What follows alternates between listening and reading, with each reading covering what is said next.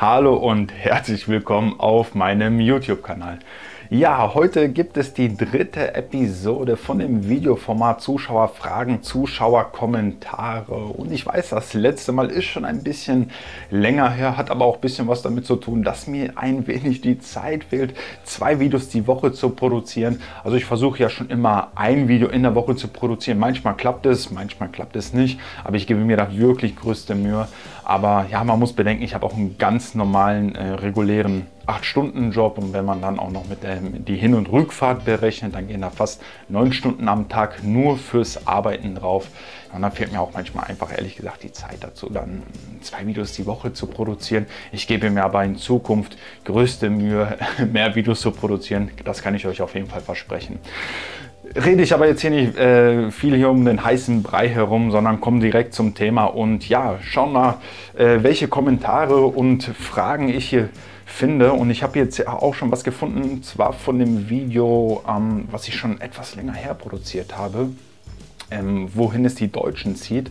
Da hat nämlich der Thomas Schäfer einen ganz interessanten Kommentar hinterlassen, meiner Meinung nach. Und er schreibt, großes Kompliment, du sprichst hier Deutsch und benutzt dabei deutsche Ortsnamen. Genau meine Linie, weil der Logikfolge spreche ich Deutsch, gibt es bei mir nur deutsche Ortsnamen, spreche ich hingegen Polnisch, gibt es bei mir nur polnische Ortsnamen. Das folgt einfach aus dem Respekt vor diesen beiden wunderschönen Sprachen. An dieser Stelle kann ich dir sagen, Thomas, ich habe ehrlich gesagt gar keine Regel dafür. Also ich gebe ganz ehrlich zu, manchmal spreche ich dir auf Deutsch aus, manchmal spreche ich dir auf Polnisch aus. Ich habe da wirklich keine Regel dafür. Ich spreche es so in dem Moment aus, wie es mir gerade auf der Zunge liegt. Ja, weil wenn ich jetzt zum Beispiel über Danzig spreche, Danzig ist für mich wesentlich leichter auszusprechen, wie zum Beispiel Gdansk. Ja, aber ich muss schon sagen, wenn ich hier mit dem polnischen Menschen spreche oder hier mit den polnischen Bürgern, benutze ich selbstverständlich öfters die polnischen Ortsnamen, benutze aber auch manchmal deutsche Ortsnamen, aber umgekehrt ist das genau das Gleiche. Schauen wir mal weiter, was er hier geschrieben hat. Bitte, bitte nicht böse sein, aber Lodz ist für mich ausgesprochen deprimierend. Es ist keineswegs etwa schmutzig oder hässlich, aber schrecklich viele Häuserlücken und Verfall, auch in der Innenstadt, und die platte Landschaft drumherum ausgesprochen anödend. Er hat auch noch in Klammern geschrieben, alle polnischen Städte sind in großen Teilen nicht ästhetisch. Da haben wir jetzt auch noch mal einmal ein Beispiel zum Ortsnamen Lodz. Also ich persönlich, ich sage wirklich nie Lodz. Ich finde, Lodz hört sich irgendwie komisch an. Und ob ich jetzt in Deutschland oder Polen bin, ich sage wirklich ausschließlich Łódź. Ja, das mit diesen hässlichen und vielleicht nicht ästhetisch. Ich denke, ich weiß, was du meinst, und bei Łódź gebe ich dir auch wirklich recht. Łódź ist eine, ich sage jetzt mal, sehr, sehr spezifische Stadt, vom Aufbau her auch ein bisschen anders wie der restliche Teil von Polen. Vielleicht wirklich leicht deprimierend, aber ich weiß nicht, wann du zuletzt in Łódź warst. Die haben hier in der letzten Zeit sehr viel neu gebaut. Die alten, wie man hier in Polen sagt, Kamienizen, die werden hier alle erneuert, die werden hier alle aufgefrischt, und somit kriegt Łódź einen wirklich sehr tollen Charakter auch eigentlich. Durch die alten Steinhäuser kommt so eine neue Frische rein, und das wird meiner Meinung nach in den nächsten 10, 15 Jahren wird Łódź wirklich eine Top-Stadt in Polen sein. Ist nur meine persönliche Meinung. Und ich stimme dir da auch nicht ganz zu, dass irgendwie viele Teile von Polen irgendwie nicht ästhetisch sind. Ich denke, Ästhetik, das liegt auch ein bisschen im Auge des Betrachters. Klar, wenn man das jetzt vielleicht mit einigen Städten aus Deutschland vergleicht, ist das schon von der Optik her ein Unterschied. Aber wie ich schon sage, ich denke, das ist auch vielleicht ein bisschen, wer was mag. Schauen wir mal weiter, was der Thomas schreibt. Ich suche in Polen eine Großstadt und die müsste am Meer liegen. Da bleibt doch nur Danzig. Ja, wenn du wirklich eine richtige Großstadt suchst, dann ist Danzig die richtige Wahl. Auch hier fehlt in großen Teilen jegliche Ästhetik, aber die Altstadt ist nun einmal eine unschätzbare Perle. Deutsche hätten den Wiederaufbau nicht so schön hingekriegt. Ja, da stimme ich dir zu. Ich weiß, was mit Danzig meinst, und diese vielleicht jegliche Ästhetik, die du da, ich sage jetzt mal, kritisierst. Ja, Danzig ist ja auch ein bisschen eine Industriestadt, und es gibt wirklich Orte, das ist dann auch einfach so hafenstadtmäßig, und es ist vielleicht nicht überall so wunderschön. Ja, stimme ich dir zu, aber im Großen und Ganzen finde ich, ist Danzig trotzdem eine schöne, tolle Stadt, weil man hat auch sehr viel Wald, sage ich jetzt mal, drumherum oder auch im Stadtinneren. Aber siehst du, und das ist halt das, was ich meine. Also ich persönlich, ich finde Danzig schon schön. Wenn ich das jetzt auch mal mit anderen Städten aus Deutschland vergleiche, würde ich schon sagen, es ist Danzig eine ästhetische Stadt. Meiner Meinung nach ist nur mein Geschmack. Schauen wir mal weiter, was er schreibt. Im Übrigen muss, wer in Polen leben will, Deutschland möglichst gründlich vergessen. Perfektion gibt es hier nicht. Für mich immer noch Herausforderung. Dienstleistungsqualität unterentwickelt. Dafür kann ich hier freier sprechen. Es gibt nicht so viele Denkverbote wie da drüben.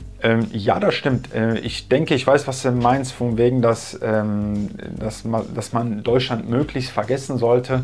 Ich denke, dir geht es sehr um dieses typische deutsche Verhalten und da stimme ich dir zu. Ich würde jetzt nicht sagen, dass hier die Perfektion eine Herausforderung ist. Polen ist ein, sage ich jetzt mal, chaotisches Land. Man muss sich da wirklich daran gewöhnen und anpassen. Aber ich würde jetzt auch nicht sagen, dass zum Beispiel die Dienstleistungsqualität hier unterentwickelt ist. Also wenn ich das jetzt mit Deutschland vergleichen würde, würde ich sagen, ja, die Dienstleistungsqualität ist in vielen Punkten in Deutschland besser, aber ich würde jetzt wirklich nicht sagen, dass das hier in Polen unterentwickelt ist, auf gar keinen Fall. Also ist aber auch nur meine persönliche Meinung. Jeder hat da vielleicht eine andere Vorstellung. Und dass man hier in Polen wirklich freier denken kann, auf jeden Fall, da stimme ich dir wirklich so 100% zu. Ich muss auch zugeben, dass das mit einer der Gründe ist oder auch war, warum ich Deutschland verlassen habe. Ja, das ist das. Thomas, vielen lieben Dank für deinen Kommentar. Kommen wir zum nächsten Kommentar und dieser stammt vom Olli. Ich glaube, ich würde mal gerne in Krakau leben. Tolle Altstadt mit reichhaltigem Angebot. Also zumindest so in meiner Vorstellung. Ja, ist nicht nur in deiner Vorstellung so, ist wirklich eine sehr tolle Stadt. Solltest du auf jeden Fall mal besuchen, falls du da nicht gewesen bist, zumindest mal vielleicht so einen Wochenendtrip dort zu machen. Ist es denn möglich, in Polen zu leben und in Deutschland zum Arzt zu gehen und in D krankenversichert zu sein? Dank uns nicht, dass wir geschaut haben, sondern lass uns danken für deinen Content. Ja, ja, vielen lieben Dank für diese schönen netten Worte zum Schluss. Aber um deine Frage zu beantworten, ist es möglich, in Polen zu leben und in Deutschland zum Arzt zu gehen? Ja, kannst du machen. Du hast zwei Wege dafür. Also entweder du bist in Deutschland krankenversichert, ja, dann kannst du auch in Polen leben und in Deutschland zum Arzt gehen. Dann bist du über die ganz normale deutsche gesetzliche Krankenkasse versichert. Oder du kannst auch, wenn du zum Beispiel in Polen Arbeitnehmer bist, bist du dann auch in Polen automatisch gesetzlich krankenversichert. Dann kannst du auch hier in Polen bei der zur Krankenkasse gehen, die ein Formular ausfüllen, damit du halt auch einfach im Ausland krankenversichert bist dann für eine Zeit. Das muss er dann halt nur eben machen. Ich weiß nicht, wie lange man krankenversichert im Ausland wäre, wenn man dieses Formular jetzt ausfüllt. Also wenn man jetzt über die polnische Krankenkasse versichert ist, aber ist eigentlich gar kein Problem. Hier unten hat auch schon der Kai drunter geschrieben, so in etwa stimmt das auch, das ist richtig, was er geschrieben hat. Also muss halt nur die Beiträge dann selber in Deutschland zahlen. Also wenn du in Polen leben willst und in Deutschland krankenversichert sein möchtest, machen auch einige wirklich, so wie das auch der Kai geschrieben hat, die grenznah wohnen und dann gehen die auch zum Arzt nach Deutschland. Ja, Olli, vielen lieben Dank wieder mal für dein Kommentar. Kommen wir zum nächsten Kommentar und diesen finde ich sehr interessant. Da geht es ein wenig um die Wirtschaft von Polen. Und zwar schreibt der Robert Twardowski, dieses Land hat noch einen sehr weiten Weg, um den Lebensstandard wie in Deutschland zu haben. Der Kaczynski hat gesagt, dass es wird 20 Jahre dauern. Da hat der Möchtegern-Milliardär da drunter geschrieben. Ich denke, das wird sehr viel schneller gehen. In Polen sehe ich seit über 20 Jahren immer nur Fortschritt, in Deutschland nur Rückschritt. In den polnischen Städten sind viele Sachen schon besser als in Deutschland. Nur das Land hinkt noch hinterher. Ja, teilweise stimme ich dir dazu. Aber ich habe im Allgemeinen mal zu diesem ganzen Thema polnische Wirtschaft, werden irgendwann Deutschland einholen, ja oder nein. Da habe ich auch den Kaczynski zitiert und einige Statistiken dazu in dem Video dargestellt. Schaut euch das Video auf jeden Fall mal an, ich verlinke euch das später. Ja, und dann können wir vielleicht beim nächsten Mal gerne nochmal darüber diskutieren. Aber hier sind auch noch zwei Kommentare auf Polnisch, die würde ich euch auch mal gerne vorlesen, übersetzen, denn die sind auch sehr interessant und da werde ich auch mal meine Meinung mal dazu sagen. weil der Chris D. schreibt, also ich übersetze das auch sofort direkt. Frag mal einen Deutschen, ob die bei sich Blick haben. So viel zum Thema Standard. Also Blick ist ein Zahlungssystem, da komme ich aber gleich nochmal darauf ein.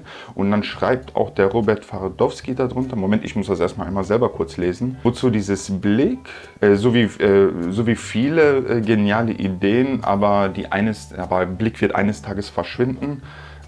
Ideen sind da, aber das Geld fehlt. Ich erkläre mal ganz kurz, was dieses Blick ist. Also ich persönlich nutze keinen Blick. Blick ist eine Zahlungsart, wodurch man durch die Handynummer innerhalb wirklich von ein paar Sekunden der anderen Person Geld zusenden kann. Und das sieht dann im Prinzip so aus, wenn zwei Leute die Blick-App haben, tippt man dann die Handynummer ein zum Beispiel, tippt die Summe ein, drückt auf Senden und dann wird das Geld wirklich innerhalb von ein paar Sekunden dem Gegenüber zugesendet. Dann kann man auch mit der Blick-App hier in Polen bezahlen. Man öffnet die App, hält sein Handy an das Zahlungsterminal und dann wird auch innerhalb von ein paar Sekunden das Geld abgerechnet, kann seinen Einkauf nehmen und dann aus dem Geschäft gehen, im Prinzip wie eine Kartenzahlung. Und das ist wirklich eine sehr tolle und eine sichere Zahlungsart sein. Jetzt haben wir hier aber nur ein Problem, das ist einfach keine Innovation, das ist nichts Neues, das ist nichts irgendwie Erfundenes. Und wenn ich das jetzt vielleicht auch mal so böse sagen darf, das ist, sage ich jetzt einfach mal, eine polnische Kopie von PayPal. Ist ein bisschen anders, ja, aber PayPal funktioniert im Prinzip ja ähnlich. Ne? Also ich kann ja auch innerhalb von ein paar Sekunden jemanden von meinem PayPal-App zu der anderen PayPal-App etwas senden, ohne irgendwelche Gebühren oder sonst irgendetwas zu haben. Und sowas haben wir hier halt öfters in Polen, dass die Polen etwas haben, was gut ist, was auch funktioniert. Und das ist auch überhaupt gar nicht schlecht. Nur das funktioniert einfach nur hier in Polen oder beziehungsweise außerhalb Polen geht das nicht raus, weil das einfach, ich sage jetzt mal, die polnischen Kopien sind. Schauen wir mal zum Beispiel Allegro. Da haben wir das beste Beispiel. Allegro ist die direkte Konkurrenz zu Amazon. Amazon gibt es wirklich weltweit. Im tiefsten Dschungel kennt man Amazon. Aber Allegro kennt man nur in Polen. Und das ist das einfach. Und Amazon zum Beispiel macht sich ja auch gerade in Polen breit. Und das ist jetzt auch nur meine persönliche Meinung. Das ist eine Frage der Zeit, bis Amazon, der Global Player, einfach Allegro schlucken wird. Und ob jetzt Amazon wirklich viel besser ist oder schwächer, das ist jetzt, lassen wir das einfach mal außer Frage.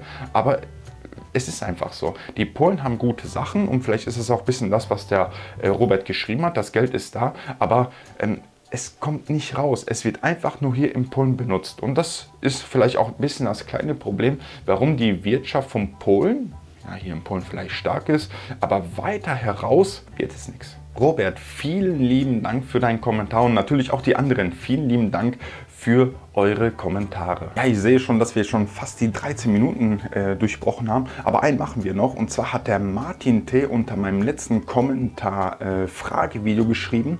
Mal wieder ein wirklich tolles und spannendes Video. Ich schaue jedes Video von dir an. Das war zu Anfang nicht so.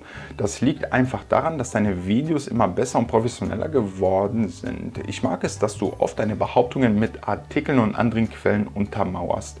Dann weiß man, dass es nicht nur eine Meinung entspricht, sondern dass das fundiertes Wissen ist. Mittlerweile merkt man, dass du manchmal deutsche und polnische Wörter verwechselst. Ja, kommt wirklich vor. Mappa ist nicht das deutsche Wort für Landkarte, Molo ist eine Seebrücke und Gabinett ist Kabinett. Aber all das macht dich sympathisch und authentisch. Mach bloß weiter.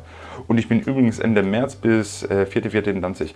Ja, da merkt man, wie alt auch schon das Video ist. Also, da sieht man, wie alt der Kommentar schon ist. Solltest du zufällig in der Nähe sein, geht ein Kaffee auf mich, melde dich mal. Ja, warum ich, also an erster Stelle erstmal vielen lieben Dank für diese netten, positiven Worte. Das freut mich auf jeden Fall zu lesen. Ich lese wirklich sehr gerne diese Kommentare, aber das hat einen bestimmten Grund, warum ich diesen Kommentar ausgesucht habe. Und zwar, weil er geschrieben hat, und da komme ich auch ein bisschen überhaupt auf meinen Ursprung zurück, warum ich auch überhaupt den Kanal gegründet habe.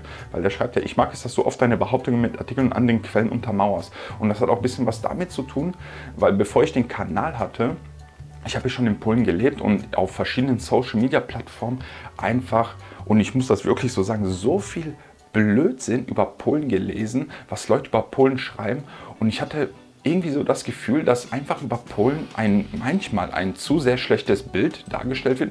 In den meisten Fällen noch nicht mal böswillig, aber es ist einfach so, dass die Leute einfach, denen fehlt einfach das Wissen, wie es eigentlich hier in Polen ist. Das ist einfach, die haben irgendwo mal irgendetwas gehört, waren vielleicht noch nie in Polen und erzählen Sachen, was sie irgendwann mal irgendwo gehört haben. Und das hat mich manchmal sehr gestört. Aber auch Leute, die in Polen wohnen, die haben manchmal so und nochmal Entschuldigung, dass ich das sage, aber wirklich so einen Blödsinn über Polen erzählt, dass ich mir einfach gedacht habe, ich mache einen Kanal auf, wo ich einfach erzähle, aus meiner eigenen Erfahrung, was ich hier so erlebe und was einfach den Fakten entspricht. Und es sind sehr viele positive Sachen, klar, ich lebe ja auch hier und wenn es mir hier nicht gefallen würde, würde ich ja auch nicht wohnen. Aber selbstverständlich gibt es hier auch viele negative Sachen, sehr viele negative Sachen. Aber die positiven Sachen und Ereignisse überschlagen um weit die negativen Sachen. Und das ist auch einfach mit einer der Gründe, warum ich hier diesen Kanal gegründet habe. Und daher ist das ja auch so, dass wenn ich schon etwas schreibe und behaupte, will ich auch immer eine Quelle dazu haben. Weil ich meine, ich kann immer sehr viel erzählen, sehr viel schreiben und weiß ich nicht, von Gott und der Welt alles hier sagen. Ja, aber wenn ich einfach keinen Beweis dafür habe oder zumindest nicht mal eine Quelle dafür habe, ja, dann ist das einfach nur vielleicht eine erfundene Sache, vielleicht auch nicht. Und deswegen mache ich auch in den meisten meiner Videos, mache ich dann auch immer klar, wenn es meine Meinung ist, dann sage ich auch, das ist jetzt nur meine persönliche Meinung. Aber ansonsten packe ich in der Regel immer Quellen dazu, damit ich auch, sage ich mal, einen Nachweis habe, so, von hier habe ich das, hier steht das so drin. Und ja, wenn jemand etwas anderes weiß, eine andere Quelle hat, kann er es mich gerne wissen lassen, dann schaue ich mir das auch gerne an. Komme ich jetzt auch nochmal auf die anderen Sachen zurück, hier von wegen, dass ich manchmal deutsche und polnische Wörter verwechsel. Ey, da stimme ich dir wirklich zu. Und mir ist sogar letztens etwas passiert, dass ich einen Polen gefragt habe, der auch Deutsch spricht, also der Deutsch gelernt hat, wie das Wort auf Deutsch heißt. Also ich vergesse sogar schon manchmal deutsche Wörter und mit der Schreibweise, mit Deutschschreiben, ich merke selber, dass ich sehr viele grammatische Fehler mache, weil einfach ich schreibe auch sehr viel Polnisch, ja, nicht fehlerfrei, aber schreibe ich einfach und ich verwechsel schon manchmal sehr viele Wörter miteinander, dass ich die deutschen Wörter, die sich ähnlich wie die polnischen anhören, schon auf Polnisch schreibe und das sind natürlich dann fatale grammatische Fehler. Ne? Ja, Martin, auf jeden Fall, wir halten auf jeden Fall unser Treffen fest, wenn es mal dazu kommen sollte, dass wir uns mal in Danzig treffen sollten. Ich vermute mal, vielleicht können wir mal ein kleines Community-Treffen sogar in Danzig machen, weil, wie ich schon einmal herausgefunden habe, leben einige Leute sogar in Danzig und ich habe da auch schon mal den einen oder anderen getroffen und dann kann man vielleicht wirklich mal sowas wie so ein kleines Community-Treffen machen, sage ich mal. Ne? Martin, vielen lieben Dank für deinen Kommentar. Und wenn du in Zukunft mal möchtest, dass ich auf einer deiner Kommentare eingehe, kannst du es mich gerne in den Kommentaren wissen lassen. Wäre gut, wenn du zum Beispiel mal den Kommentar markieren würdest mit zum Beispiel @Schnufinski, dann fällt es mir auch wesentlich leichter, den zu finden. Ansonsten danke ich dir wirklich, dass du dir dieses Video, dieses sehr lange Video schon, bis zum Ende angeschaut hast. Bleib gesund und ja, bis zum nächsten Mal. Ciao!